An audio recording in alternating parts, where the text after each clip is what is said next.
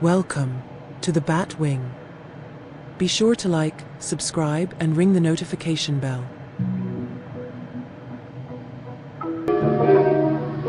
Who rang that bell? We did.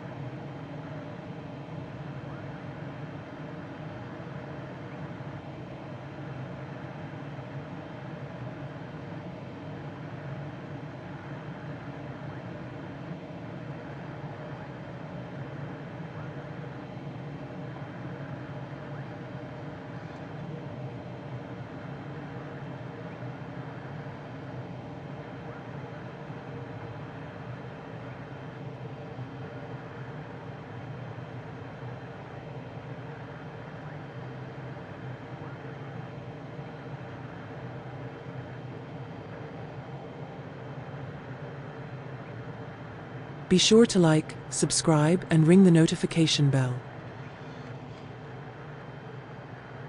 Stall.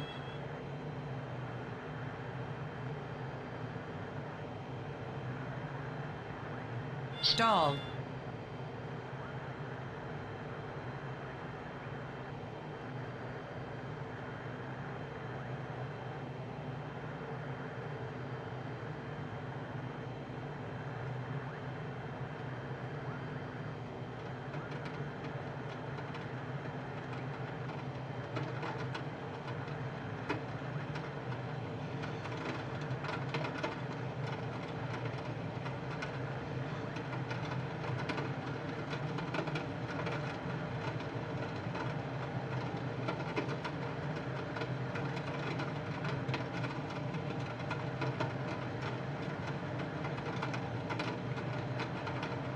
Be sure to like, subscribe, and ring the notification bell.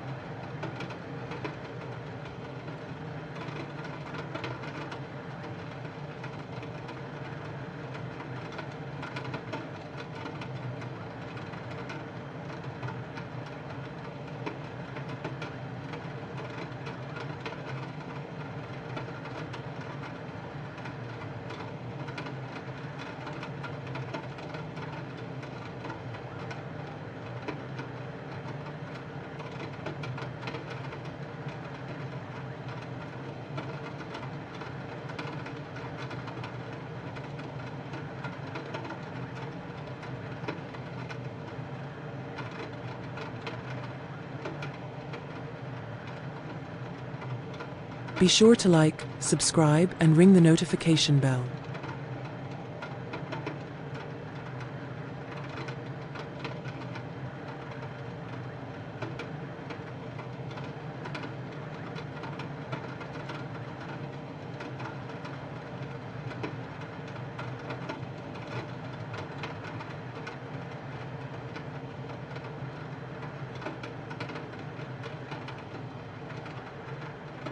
Stall.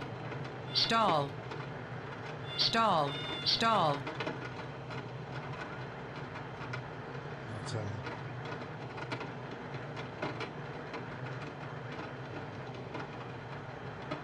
Stall.